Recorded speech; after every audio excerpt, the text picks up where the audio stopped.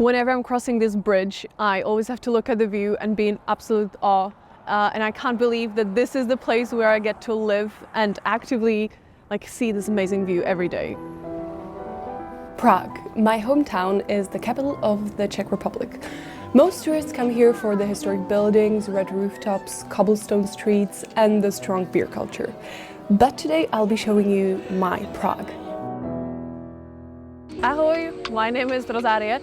I am 21 years old and I'm a student in Prague. I was born, raised, and I currently live here. I live in a typical panelak building, which are concrete apartment buildings outside of the city center. They were built during the communist era and are found across Central and Eastern Europe.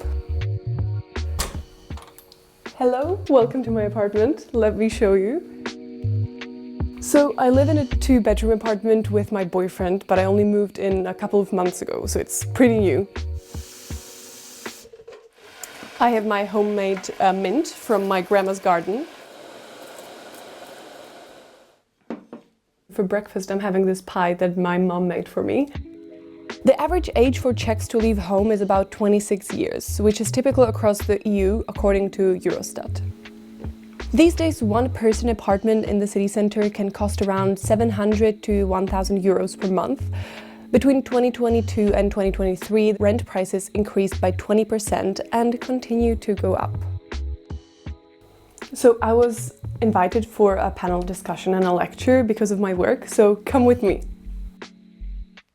It's the Velvet Revolution week this week, so I'm already wearing my ribbon.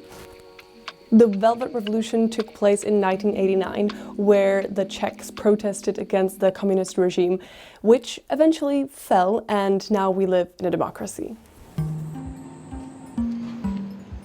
We have one of the best public transport systems in Europe, with buses, trams, metros, and trains connecting the city and its outskirts.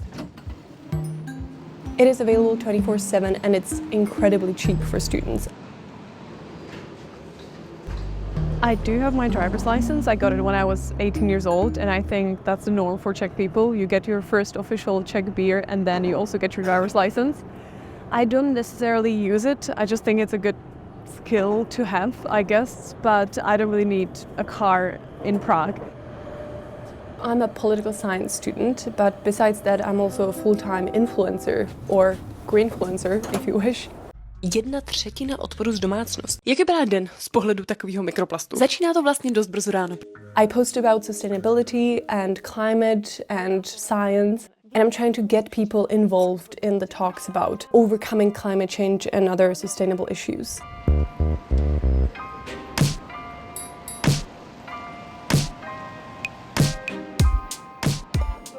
So this is an event about circularity and circular businesses. It was how businesses are supposed to implement certain circular, sustainable rules and laws and regulations. But now it's time for lunch.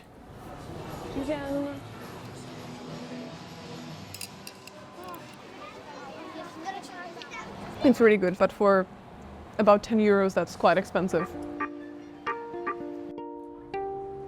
Over 90% of Czech university students also work, mostly to cover living costs or to gain experience. Prague is considered a top university city. In 2023, almost 40% of all students in the country studied here. I love the variability, that even though I study political science, I can still take subjects from any other faculty. So now I'm taking a law subject, I can take biology, anything I want, basically. Programs in Czech at public universities are completely free, so I don't pay any tuition fees. And I'm done for today, so I'm gonna head out and have some drinks with my friends.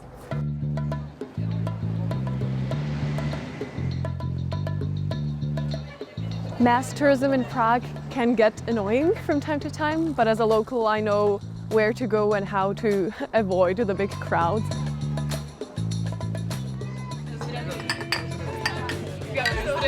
Czechia is known for its strong beer drinking culture, and it's true. That's how most young people socialize. And I don't blame them, because Czech beer is the best. Thank you for following along. I hope you enjoyed my beautiful city, and have a good day. Ahoj!